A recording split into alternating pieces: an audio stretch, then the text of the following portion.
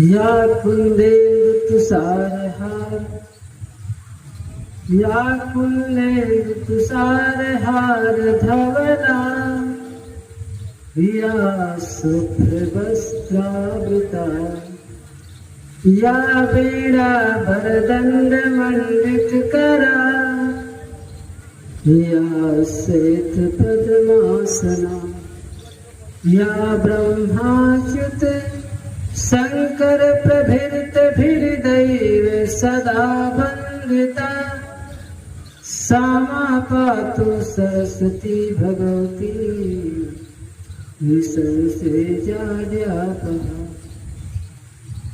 वंदो गुरुपद कंजा जासु कृपा नर रूप हरि, महामोत्तम पुंज जासु कृपा विकर निकर, अखंड मंडलाकारं व्याप्तनेर चराचरं, तत्पदं दर्शितं येन तस्मै श्री गुरुवे नमः।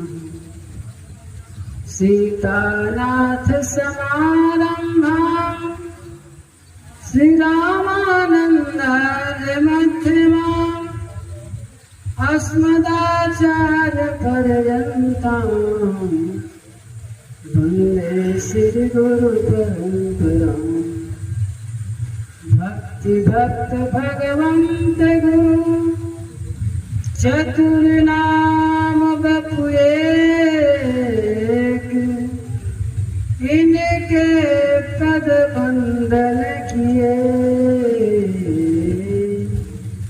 नासय विघ्न अनेक।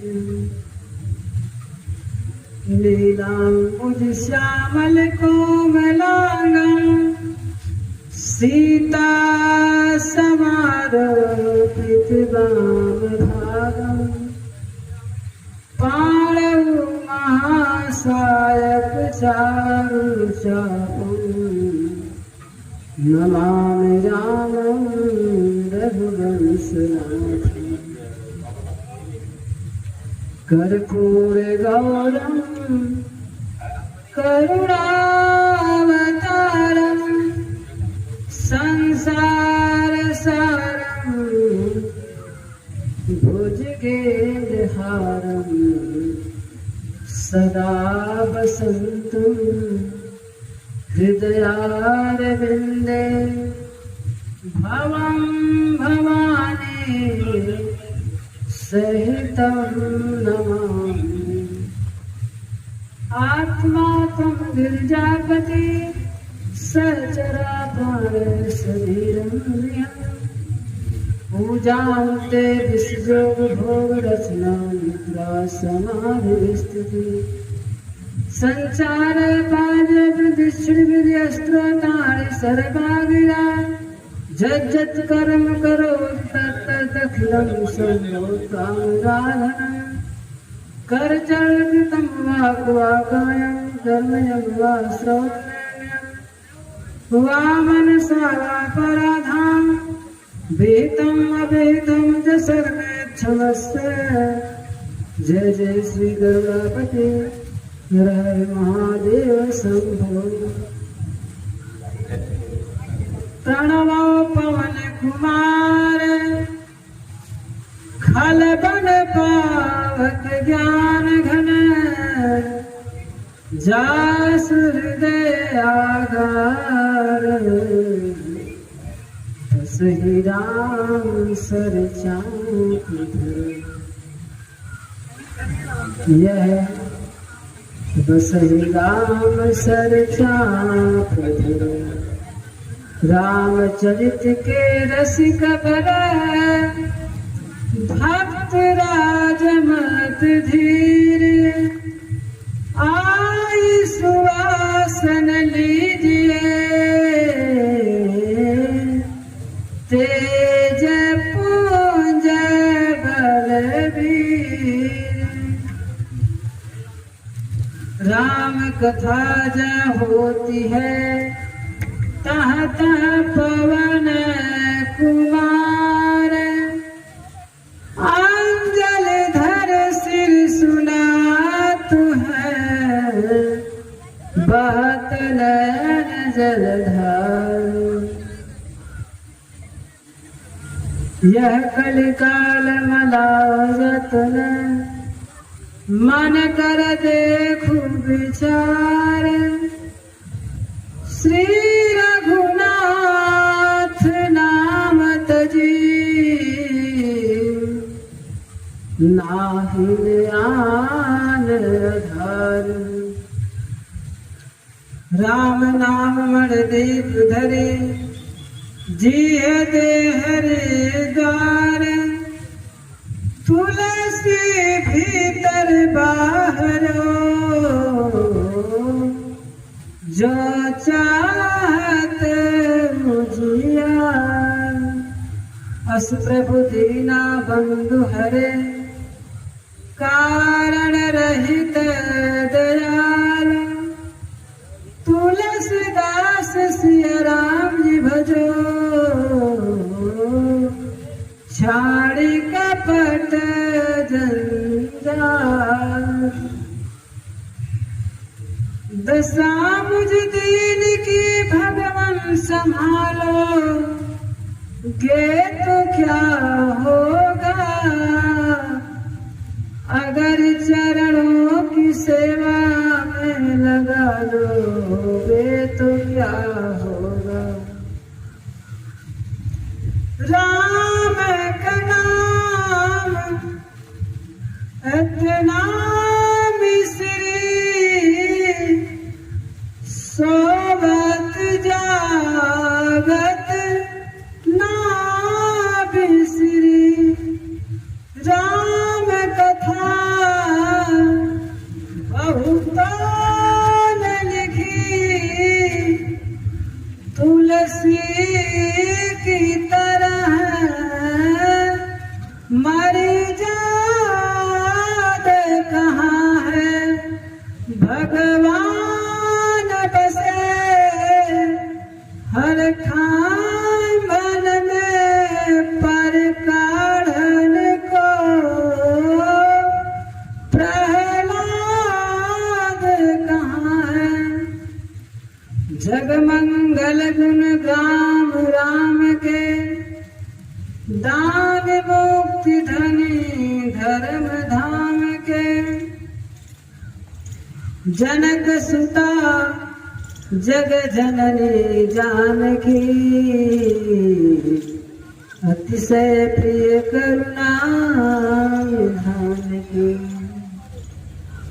ताके जुगपद कमल मनायो जासु कृपा निर्मल मति पायो। जासु कृपा निर्मल मति पायो। समुपस्थित संत वृंद भगवत सुधा प्राण मान भाव। अनंतानंत कोटि ब्रह्मांड नायक। अनंतानंत कोटि ब्रह्मांड नायक। अकारण करुणालय वरुणालय भक्तवांछा कलक्तरु भक्त वत्सल शरणागत वत्सल कृपा सिंधु दया सिंधु अकारण करुणालय वरुणालय अखिलेश्वर प्रापर ब्रह्म सर्वेश्वर सर्व सामर्थ्य परिपूर्णतम परमात्मा मर्यादा पुरुषोत्तम श्री राम की महती करुणा कृपा से श्री अनंत बलवंत श्री हनुमंतलाल महाराज की महती करुणा कृपा से एवं झारखंडी महादेव के छाया और चरण सन्निधि में हम लोगों को 9 दिवसीय राम कथा श्रवण करने का लाभ प्राप्त हो रहा है। हम लोगों के परम सौभाग्य है और इस झारखंडे महादेव का परिसर धन्य है, क्योंकि इस समय 33 करोड़ देवताओं के बीच हम लोग उपस्थित हैं। 33 करोड़ देवताओं के बीच में रहते हुए और इस समय पता नहीं चला। 9वां दिन आज अंतिम सत्र कथा का है, बीत गया। कल भंडारे का कार्यक्रम है और सामूहिक सनातन धर्मियों जितने हैं सबकी एकता से ही इतना बड़ा कार्य संपन्न हो सकता है। और जग करना छोटी चीज नहीं है, सामूहिक सनातन धर्मियों की एकता से ही यज्ञ का विश्राम हो सकता है और संपन्न हो सकता है। क्योंकि भगवान का कार्य भगवान तो स्वयं करते हैं, अपने भक्तों को भगवान विशेष बड़प्पन देते हैं। तो भगवान तो स्वयं सामर्थ्य है, लेकिन यही बात अर्जुन से भगवान ने कहा, तुमको केवल बाण चलाना है, ये युद्ध तो हम पहले से जीत चुके हैं और जिसको मारना है हम मार चुके हैं। तो अर्जुन ने यही कहा था, हे प्रभु, जब सबको आपने मार दिया है फिर काहे को हमको निमित्त बना रहे हैं, हमको बाण चलाने को क्यों कह रहे हैं।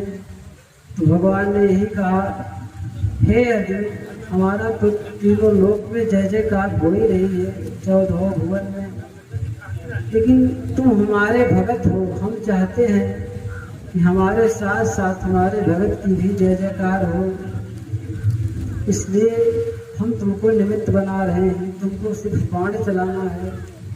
तो भगवान आपन कार्य संवारे, आपका स्वयं सामर्थ्य है। हम लोग तो एक दिखावटी बनावटी कर्म करने का प्रयास करते हैं। बाकी भक्त वत्सल, शरणागत वत्सल और पतित पावन हैं और मनुष्य के जीव के दुर्गुणों को भगवान न देखते हुए हमेशा क्षमा करते हैं, हमेशा कृपा बरसाते हैं। तो भगवान की उदारता कहाँ तक कही जाए।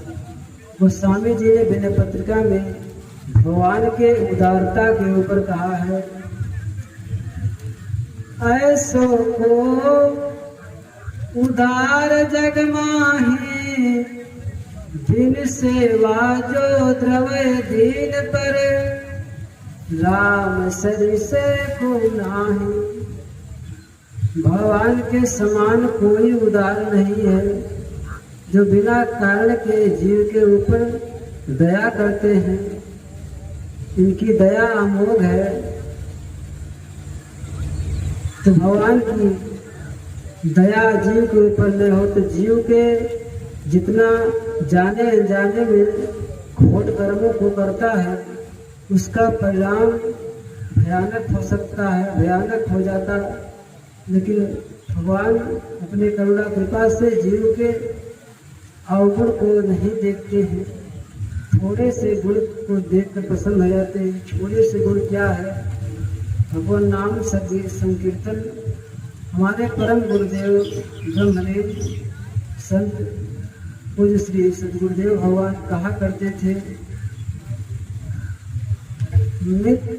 मित्रों संकीर्तन है सारे, मित्रों संकीर्तन है सारे, कलि के जीवों का आधार।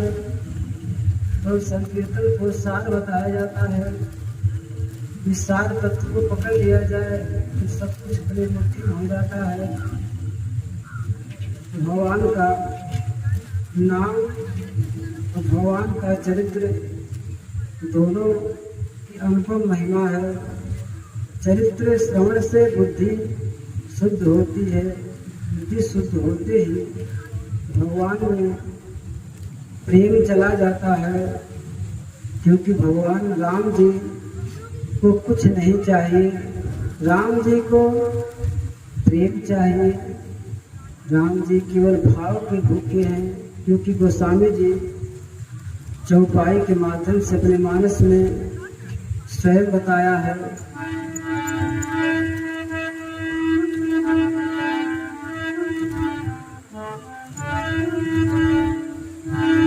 राम ही केवल प्रेम प्यारा, राम ही केवल प्रेम प्यारा, राम ही केवल प्रेम प्यारा, राम ही केवल प्रेम प्यारा, राम ही केवल प्रेम प्यारा, राम ही केवल प्रेम प्यारा, जान ले मुझो जाननहारा,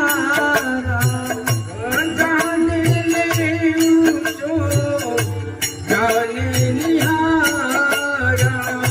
राम ही केवल प्रेम प्यारा, राम ही केवल प्रेम प्यारा, जान ले मुझो जाननहारा,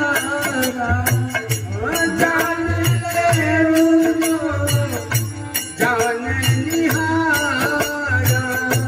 जान ले मुझो जाननहारा। तो हमारे राम जी को केवल प्रेम प्यारा है, हे जानने वाले जान लो, राम ही केवल प्रेम प्यारा, जान ले जो जाननहारा। हे जाननहार, आप जान जाओ भगवान को केवल सिर्फ केवल प्रेम प्यारा है, भगवान को प्रेम के अलावा और कुछ नहीं प्रिय है। तो भगवान का भाव से स्मरण करने से वो तत्काल जीत जाते हैं और अपने कृपा बरसाते लगते हैं, क्योंकि भगवान तो कृपा निधान है और माता जी को करुणामयी कहा गया है। और एक नाम राधा मैया का बरसाने वाली है। भगवान कृपा करते हैं, वो तो कृपा बरसाने वाली है। ऐसा भगवान के नामों की व्याख्या है। कहाँ तक कही जाए, अपने नाम का उनके नाम का उच्चारण करने से वो भक्तों के हाथ बिक जाते हैं। कल हमने बताया था भगवान भक्तों के अधीन है, हम भक्त पर अधीन है। मैं निज भक्तन हाथ बिकाऊं, बेचे तो बिक जाऊं। मैं अपने भक्तों के हाथ बिक जाता हूँ, यदि वो बेच दे तो मैं बिकने को तैयार हूँ। क्योंकि एक मैया वृंदावन की घटना है, बहुत गरीब फल बेचने वाली थी। वो तो भगवान कन्हैया की परम भक्त थी, भक्ता थी। तो फल बेचते फिरते, फल ले लो फल ले लो कहते कहते वो भूल गई को क्या कहना है। तो बोलने लगी, भगवान तेरे प्रेम में भाव विभोर हो गई और बोलने लगी, कोई गोपाल ले लो, कोई गोपाल ले लो। इतने भाव से पुकारा तो भगवान उस टोकरी में गोपाल रूप में, बालक के रूप में वहाँ उपस्थित थे। ऐसा बताते हैं कुछ महापुरुष ऐसा बताते हैं कि उसका जो कुछ टोकरी में था वो हीरे जवाहरात से भगवान ने भर दिया। तो भगवान प्रेम के भाव को देखते हैं, क्योंकि यदि भाव ही नहीं है तो भक्ति क्या। इसलिए विनय पत्रिका में विनय रूपी पद है, उसको बार बार पढ़ने से, भगवान को सुनाने से विनय पत्रिका का यदि एक पद भगवान को सामने बैठकर सुनाया जाए तो ठाकुर जी रीझ जाते हैं और अपनी कृपा बरसाने लगते हैं। तो भगवान को केवल भक्त का छल कपट रहित होकर के सुमिरन किया जाए तो जीव का कल्याण हो जाता है। इस प्रकार भक्तों की बहुत महिमा है। भक्त मार्ग में तो अनेक चरित्र भक्तों के बारे में बताया गया है। उसी में माता सबरी का कितनी महिमा भगवान बताए हैं कि ऐसा बताए हैं कि माता सबरी जो है उच्च कुल में जन्म भी नहीं था, सबर कुल में जन्म था, कोल भील में जन्म था। सबर कुल में जन्म होने के नाते उनको सबरी नाम से संबोधन किया जाता था। वो भगवान की परम भक्ता थी। ऐसा वर्णन आता है अपने राजमहल में जब रहती थी वो उनका तो अनेकों जन्म हुआ। एक जन्म में वो अच्छे उच्च कुल में ऊंचे जात में क्षत्रिय परिवार में शायद उनका जन्म था। महापुरुष ऐसा कहते हैं। तो उनका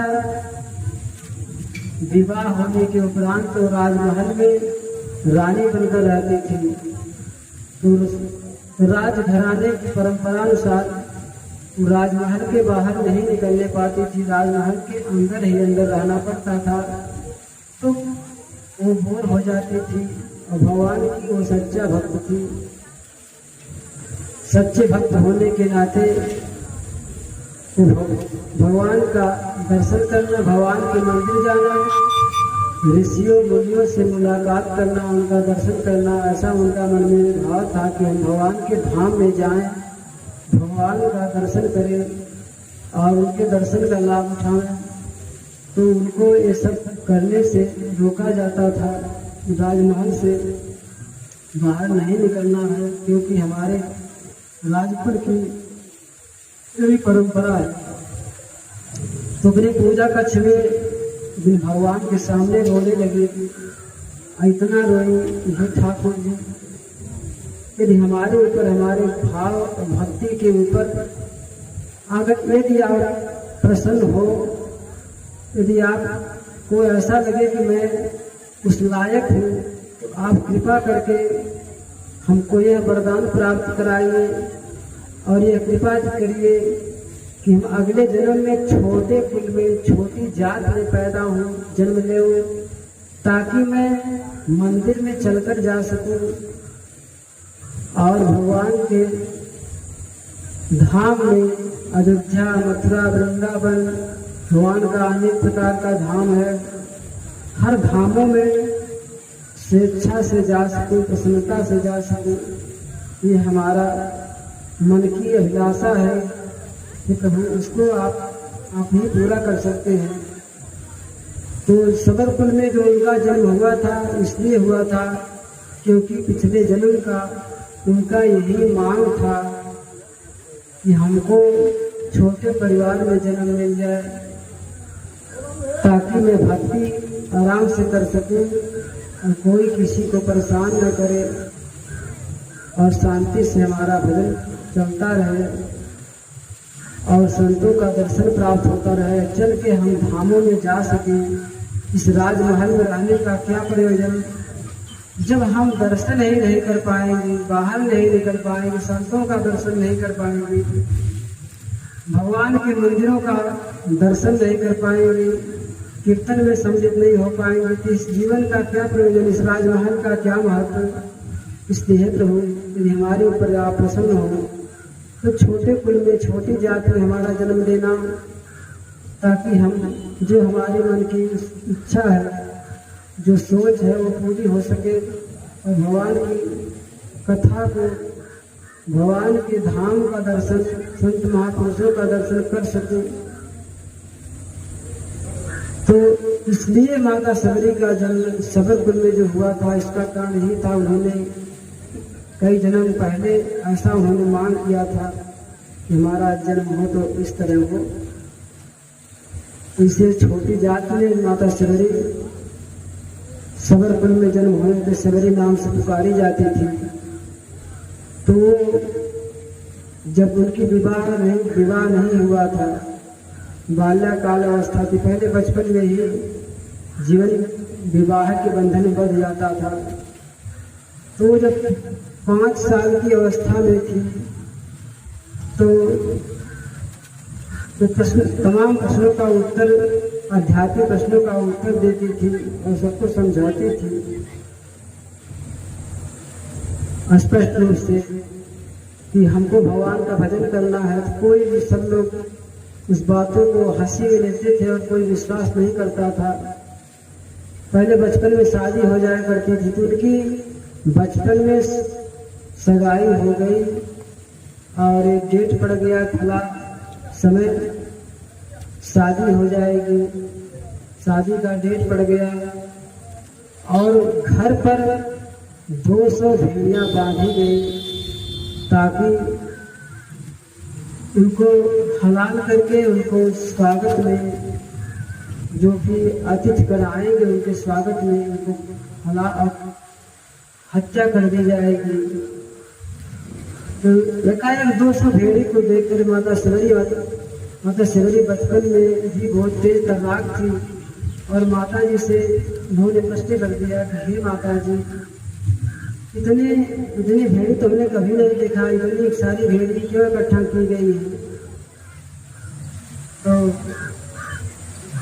बताया उनकी माता जी ने, अभी तो छोटी हो, नहीं जान पाओगी, तुम्हारा विवाह कर रिश्ता पक्का है, उसी के स्वागत के लिए कितनी भेड़ियां आई हैं, उसमें इनका जो है हत्या कर दी जाएगी और इनका सब मांस को भक्षण करेंगे।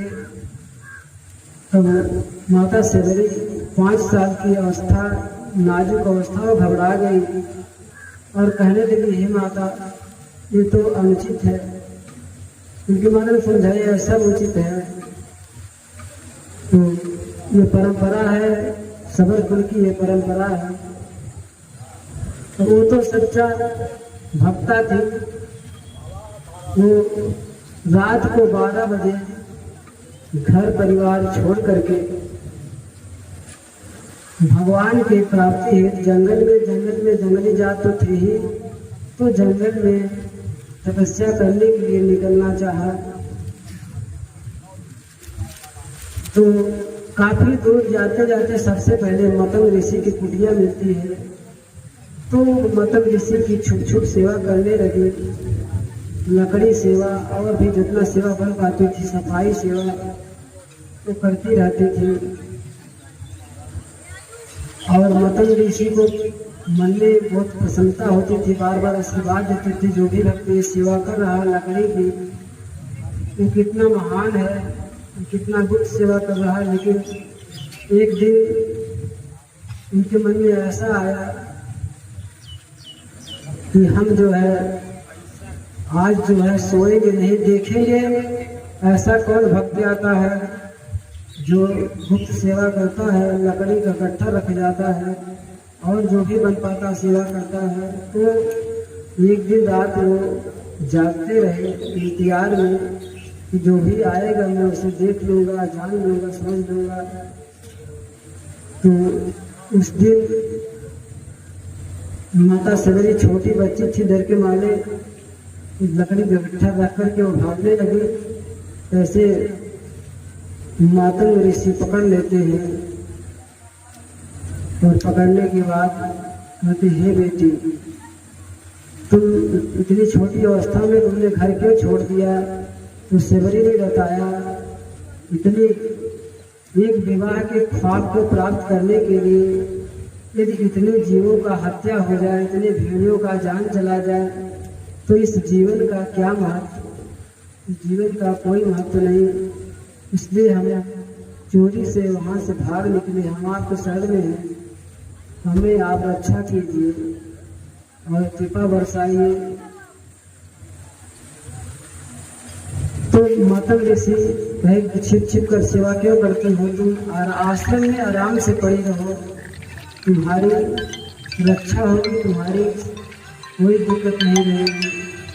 उन्होंने कहा ये तो अनुचित है, यदि हम ऐसा करेंगे तो दिक्कत हो जाएगी आपको, क्योंकि जंगल में बहुत प्रकार के ऋषि मुनि और रहते हैं, आपको अछूत मानेंगे और आपसे घृणा रखेंगे। इसलिए हमको जैसे मैं रहती हूँ उसी हालत में रहने दीजिए, क्योंकि वह नहीं माने। और उन्होंने कहा कि जो भी कुछ कोई कहे, तुम स्थान आश्रम की सेवा करो, भगवान की सेवा करो, हम यही चाहते हैं। अंत में सबरी वहाँ रहने लगे। कुछ समय बीतने के बाद नकल ऋषि का समय पूरा होने को आया। समय पूरा होने के पहले उन्होंने बताया कि इस कुटिया को कभी मत छोड़ना, क्योंकि सब भगवान की प्राप्ति के लिए खोज करते हैं, साधना तपस्या करते हैं, लेकिन हमारे आशीर्वाद से भगवान राम जी स्वयं चलकर इस कुटिया में आएंगे और उनको दर्शन देंगे। ये मेरा आशीर्वाद है। तो माता सुंदरी यहाँ आनंद पूर्वक रहने लगी और भगवान का भजन करने लगी कि कभी ना कभी तो भगवान यहाँ आएंगे और हमको दर्शन होगा। इसी अभिलाषा के साथ बहुत प्रसन्नता में रहने लगी और भगवान का भजन करने लगी और पुष्पों को चुन चुन करके रखती थी, रास्ते में बिछाती थी कि प्रभु आएंगे तो कहाँ बैठेंगे। और इस प्रकार बार बार चिंतन करती रही कि ऐसा समय कब आएगा। भगवान की याद में डूबी रहती थी, भगवान के गीतों को गाती थी। तो धीरे धीरे उनकी अवस्था वृद्धा हो गई, भगवान को इंतजार करते करते। तो भगवान एक दिन वहाँ जब वनवास काल में घूमते घूमते जब किष्किंधा आए, किष्किंधा के बाद उन्होंने किष्किंधा पहुँचने के पहले माता सबरी का आश्रम पहले पड़ा, तो पहले माता सबरी को दर्शन देना उचित समझे भगवान। तो माता सबरी के माध्यम से फिर वो सुग्रीव के पास पहुँचते हैं बाद में। तो माता सबरी के पास पहुँच करके वहाँ कोई इंतजार कर रही थी, ये कभी कब दर्शन आप होंगे। तो भगवान में पहुँच गए। तो जैसे जैसे उनके गुरु जी ने वर्णन किया था, वैसे उसी रूप में उनको दर्शन प्राप्त हुआ और पहचान गई और भगवान को अपने कुटिया में ले गई और मीठी मीठी बेरों को उन्होंने चिप करके रखा था। प्रभु भूखे होंगे तो प्रेम से खाएंगे और पूछा भी होते हुए आप भूखे हैं तो मीठी मीठी बेरों को आप पाएंगे। भगवान ने बड़े प्रेम से सभी के मीठे मीठे बेरों को पाया। भगवान तो भाव के भूखे हैं, तो भक्त का भाव देखते हैं। तो माता सबरी प्रश्न करती जाती हैं कि हे प्रभु, हमारी एक अभिलाषा है कि हमने सोचा था आप जब हमारी कुटिया में पधारेंगे तो आपसे हमें नौधा भक्ति को श्रवण करना है और जानना भक्ति की महिमा। तो कृपा करके हमको अपने नौधा भक्ति के बारे में बताइए। तो माता सबरी को भगवान राम जी नौधा भक्ति का वर्णन करने के लिए कहा कि हे भावनी, तो ध्यान से सुनो नौधा भक्ति की क्या महिमा है।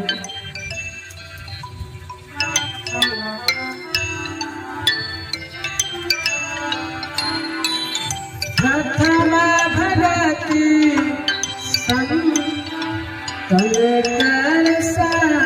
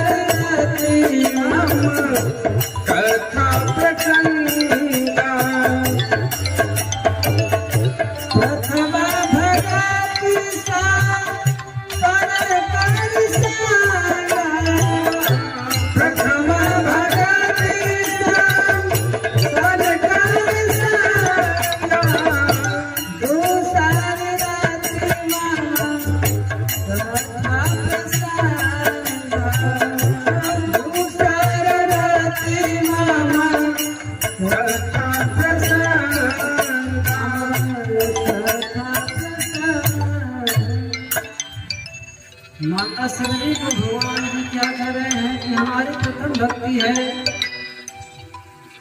कि सेवा करना, संतों का संग करना, सत्य का साथ करना, ये हमारी प्रथम भक्ति है।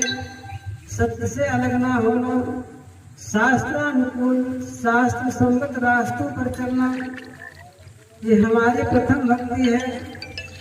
संत के सानिध्य से अलग रहना, ये हमारी प्रथम भक्ति नहीं। हमारी भक्ति ये है कि संतों का साथ करना, सत्य का साथ करना, सत्य का नाता जोड़ना, ये हमारी प्रथम भक्ति है।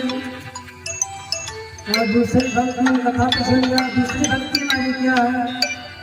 ये हमारे कथा प्रसंग को सुनना और उसमें रति के साथ, प्रेम के साथ मन लगा करके सुनना, ये हमारी दूसरी भक्ति है। तीसरी भक्ति अमान, चौथी भगत मम गुण गण, करे कपट तेजिया। तीसरी भक्ति अमान, चौथी भगत मम गुण गण, करे कपट तेजगान। तीसरी भक्ति हमारी है मान सम्मान से परे रहा जाए, भगवान के भजन में रहना जाए, ठाकुर जी के सिमरन में लगा रहना चाहिए। भगवान का भजन यही है कि भगवान का नाम का संग बिल्कुल चलता रहे और श्वास श्वास से भगवान का भजन हो, यही जीव के साथ चलता है। यही हमारी प्रथम भक्ति है। दूसरी भक्ति हमारी कथाओं में, हमारे चरित्रों में अनुराग हो, प्रेम हो, श्रवण में मन हो, तो हमारी दूसरी भक्ति है। तीसरी भक्ति के मान सम्मान से परे होकर के भगवान के गुण समूहों का गायन किया जाए, ये हमारी चौथी भक्ति है। गुणगान करना भगवान के चरित्रों का मंगलमय, ये हमारी चौथी भक्ति है।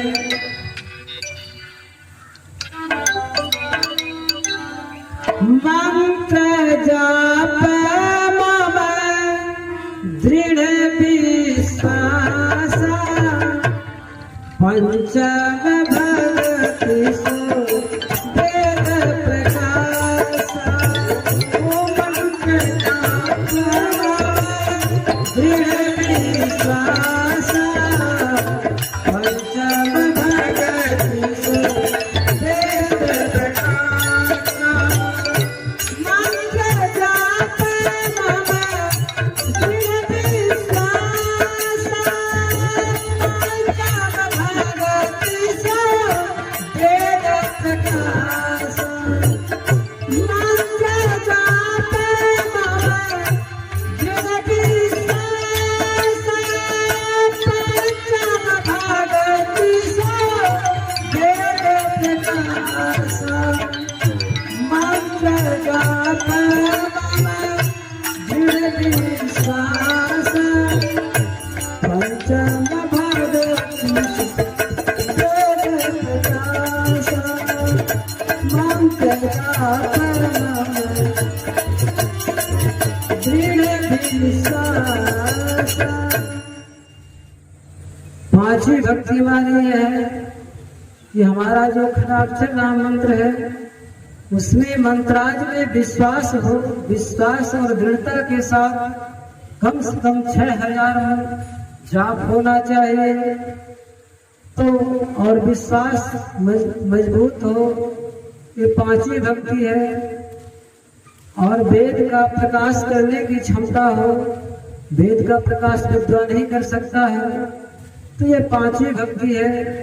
लेकिन प्रथम भक्ति के आ जाने से और सारी भक्तियां स्वयं आने लगती है, सब सहज हो जाती है। लेकिन प्रथम भगत संतन की संतन कर संगा, इस भक्ति को, प्रथम भक्ति को पहले मजबूत किया जाए, उसके बाद नौधा भक्ति में सारी भक्तियां सरल और सहज हो जाती है। तो आगे बता रहे हैं गोस्वामी जी छठी भक्ति के बारे में, छठी भक्ति क्या है? छठ दम सील बिरत बहु करमा, छठ दम सील बिरत बहु करमा, निरत निरंतर सज्जन धर्मा, निरत निरंतर सज्जन धर्मा, छठ दम सील बिरत बहु करमा, छठ दम सील बिरत बहु करमा, निरत निरंतर सज्जन धर्मा, निरत निरंतर सज्जन धर्मा, छठ दम सील बिरत बहु करमा, निरत निरंतर सज्जन धर्मा, निरत निरंतर सज्जन धर्मा। छठी भक्ति है अभिमान से रहित होकर रहना चाहिए, अनेक प्रकार से दुष्कर्मों से विरक्ति, इंद्रिय निग्रह होना चाहिए और सज्जन के प्रति प्रेम होना चाहिए, सज्जन के प्रति झुकाव रहना चाहिए, क्योंकि सज्जन उसी को कहते हैं जो जिसके अंदर शीलता हो, जो बेशील हो उसको सज्जन नहीं कहते हैं। इस प्रकार ये छठी भक्ति को भगवान ने माता शबरी को बताया, फिर उन्होंने साथी भक्ति को बता रहे हैं। इस साथी भक्ति को उन्होंने बताया, सातों मोहि में सम जग देखा, सातों मोहि में सम जग देखा, मोते संत अधिक कर लेखा, मोते संत अधिक कर लेखा, सातों मोहि में सम जग देखा, सातों मोहि में सम जग देखा, मोते संत अधिक कर लेखा, मोते संत अधिक कर लेखा, मोते संत अधिक कर लेखा।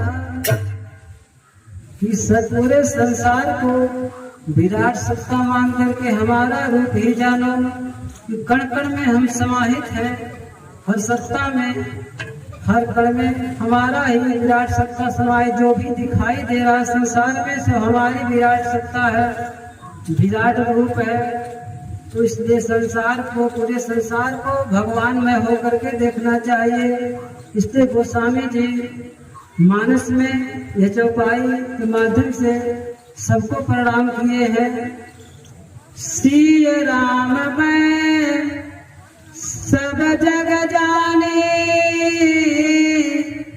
करहूं प्रणाम जोर जुग पाने। हम पूरे संसार को, तुलसीदास जी कह रहे हैं, हम पूरे संसार को सिय राम में देखते हैं। सभी संसार में और कुछ नहीं है, केवल सीता राम ही व्यापित है, उन्हीं की चराचर सत्ता है, उन्हीं की विराट सत्ता है।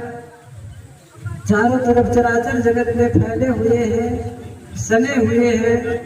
इसलिए भगवान का जो है रूप सर्वत्र है, सब हर कण कण में, हर भक्तों के अंदर। जिब देखो तो श्याममयी है, जहाँ भी देखा जाए वो भगवान की ही छवि दिखाने लगेगी। यदि भगवान के विश्वास प्रति भगवान का दृढ़ हो जाएगा, भगवान में समर्पण हो जाएगा, उनके प्रति प्रेम हो जाएगा तो कण कण में वो दिखाई पड़ने लग जाएंगे, सब जगह उनकी सत्ता समाहित है। और कह रहे हैं कि यदि कहीं संत का दर्शन हो जाए, सच्चे सत्पुरुषों का दर्शन हो जाए, जिसके अंदर संत का लक्षण है, ऐसे संत का दर्शन हो जाए तो उनका लेखा हमारे से भी ऊपर रखना। मोते संत अधिक कर लेखा, संतों की भगवान महिमा अपने मुख से स्वयं गा रहे, संत की कितनी महिमा है आगे भगवान बता भी चुके हैं। मानस रामचरितमानस में गोस्वामी जी भगवान के अपने स्वयं संतों की महिमा का वर्णन करके भक्तों को सुनाए हैं, बताए हैं मानस के माध्यम से। संतन की महिमा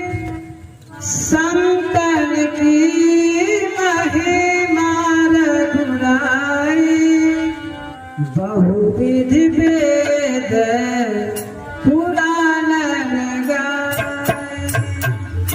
संतन की महिमा रघुराई, बहुविधि वेद पुराण गाए।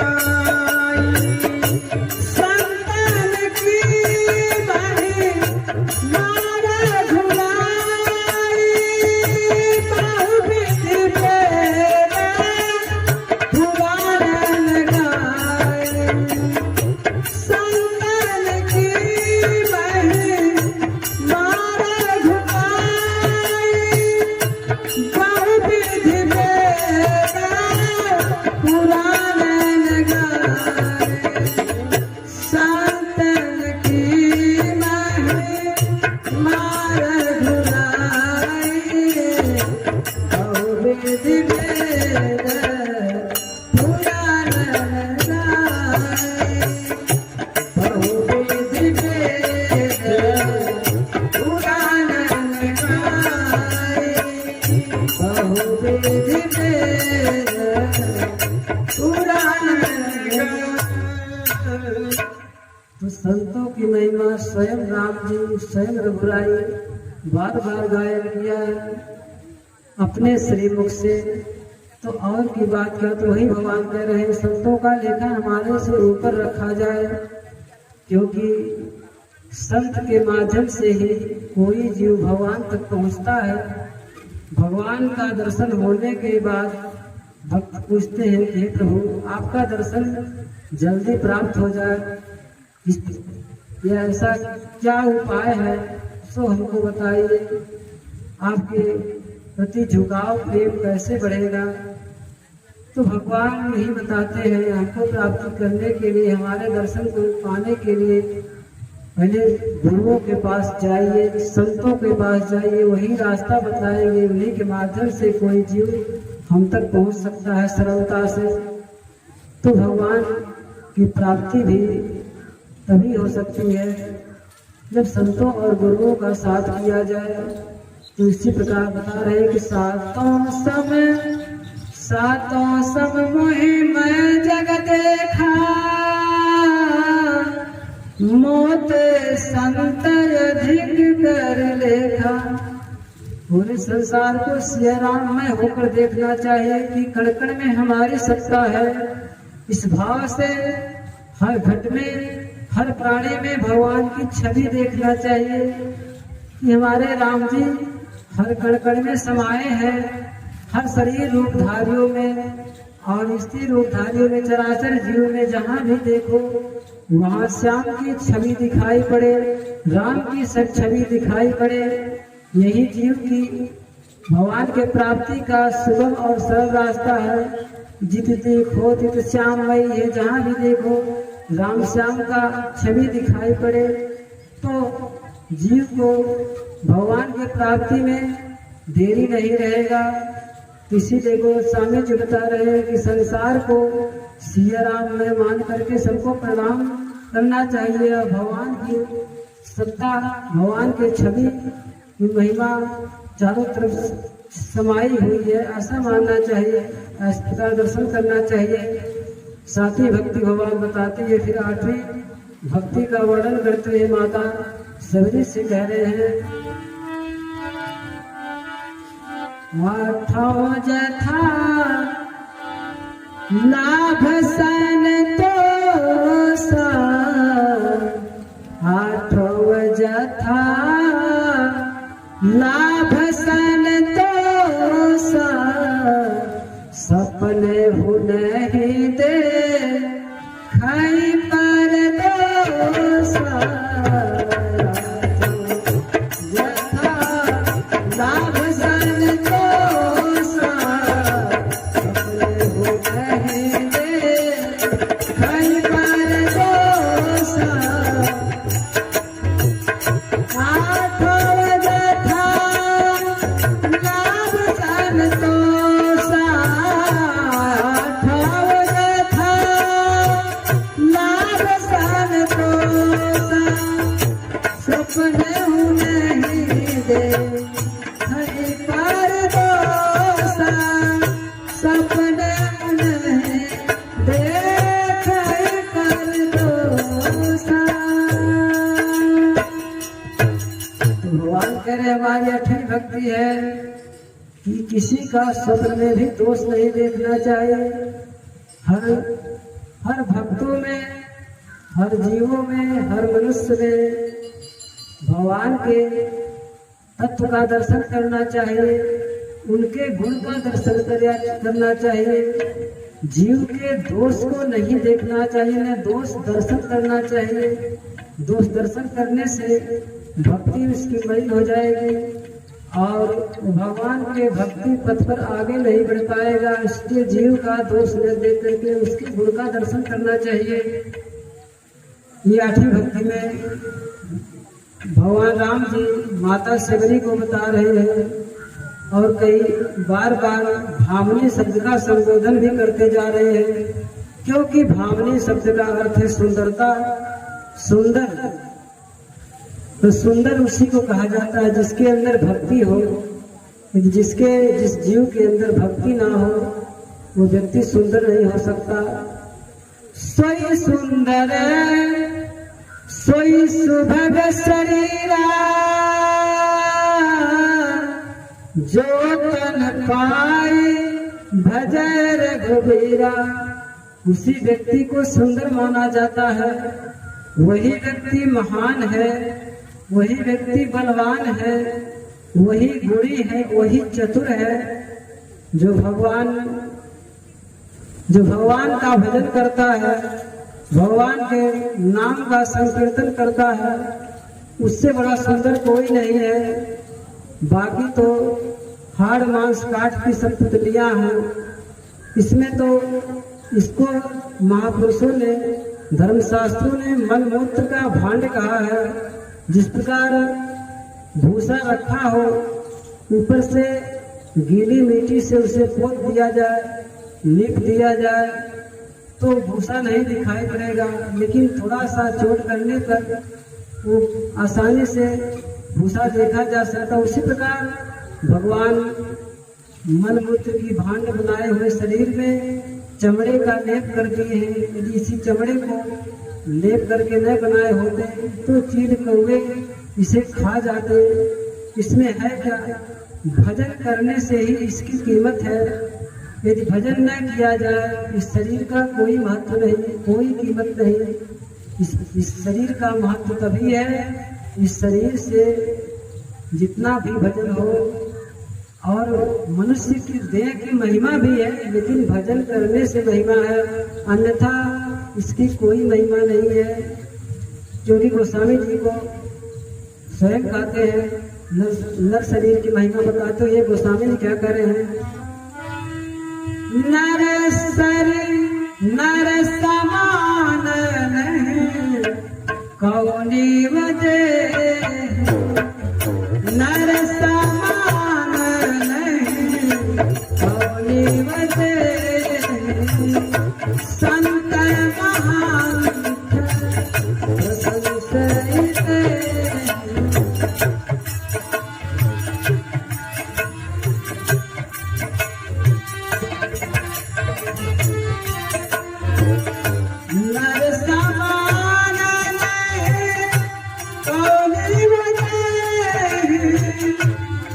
समान नहीं कवनी मदेहि संत मांग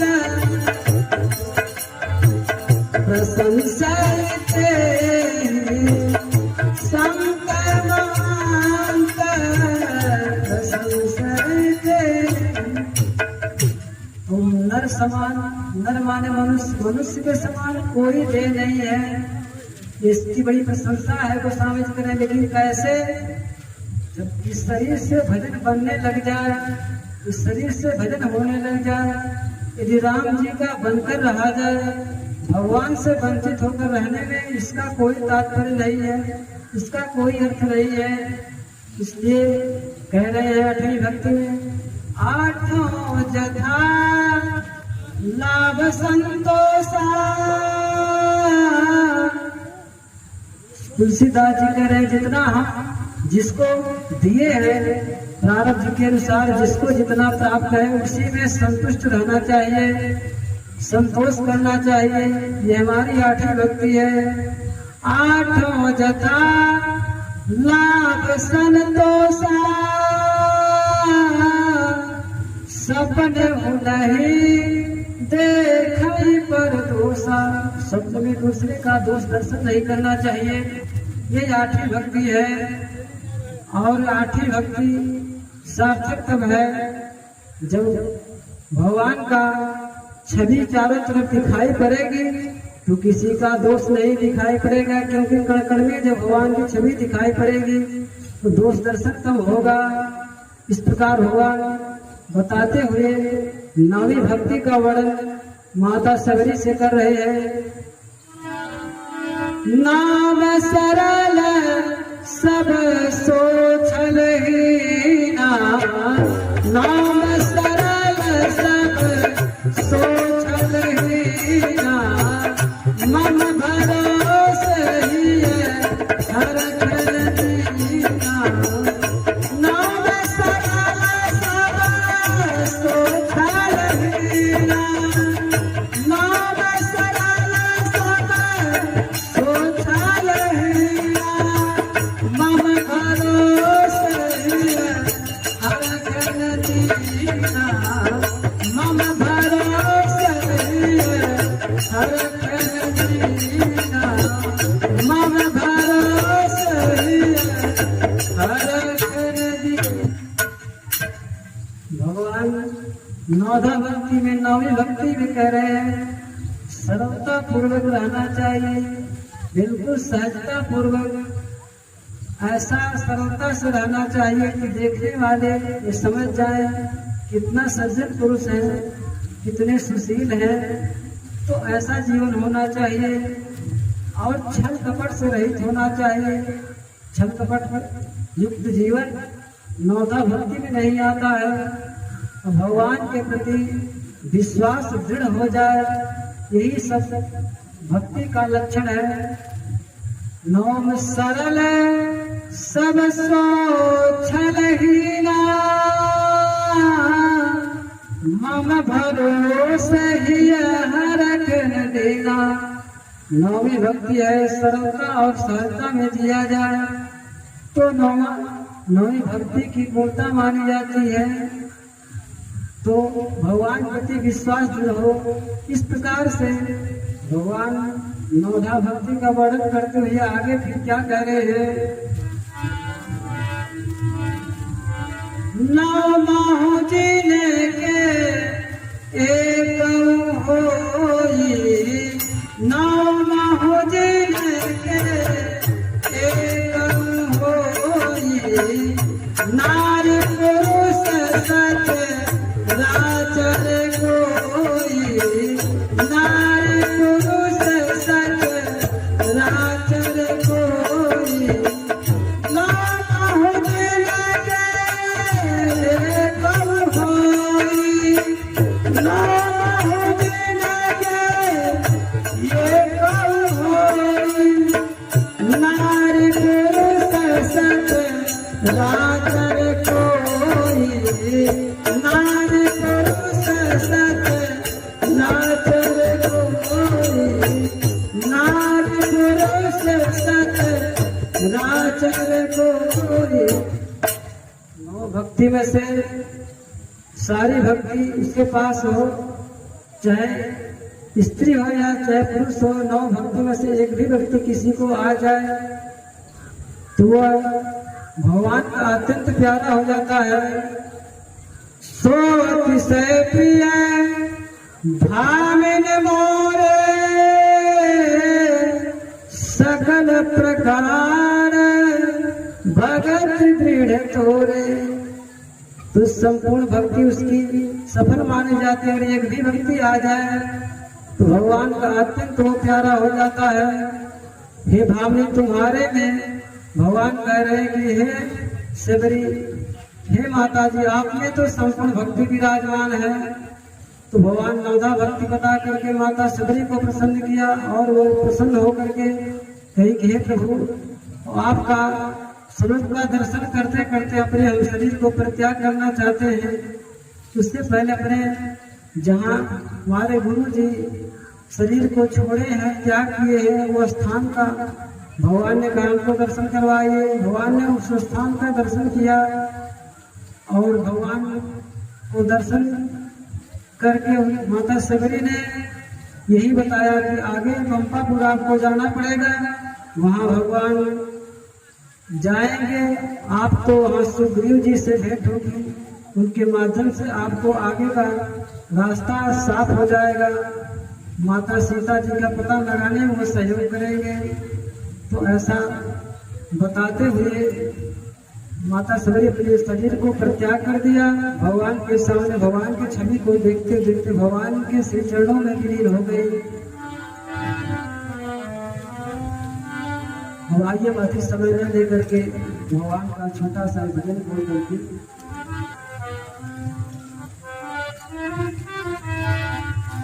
राघव राघव तेरे चरणों की यदि धूल जो मिल जाए,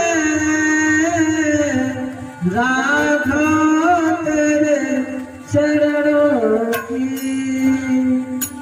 यदि धूल जो मिल जाए, राघव तेरे चरणों की यदि धूल जो मिल जाए,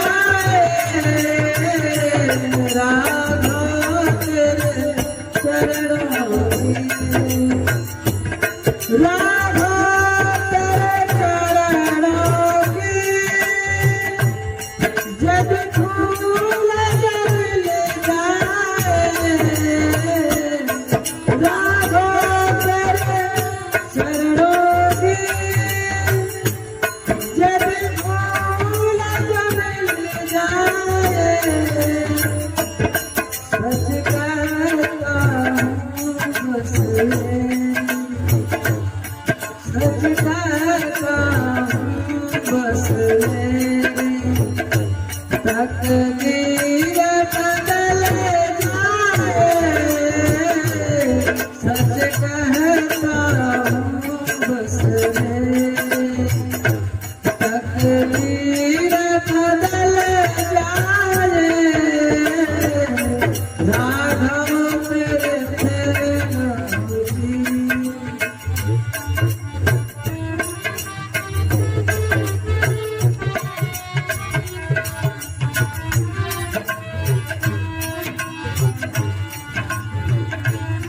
सुनते हैं तेरी रहमत, सुनते हैं तेरी रहमत, दिन रात बरसती है, सुनते हैं तेरी रहमत, दिन रात बरसती है, एक बूंद जो मिल जाए, एक बूंद जो मिल जाए, जीवन सुधर जाए, राघव तेरे चरणों की। जैसे धूल का मिल जाए राघव तेरे चरणों की।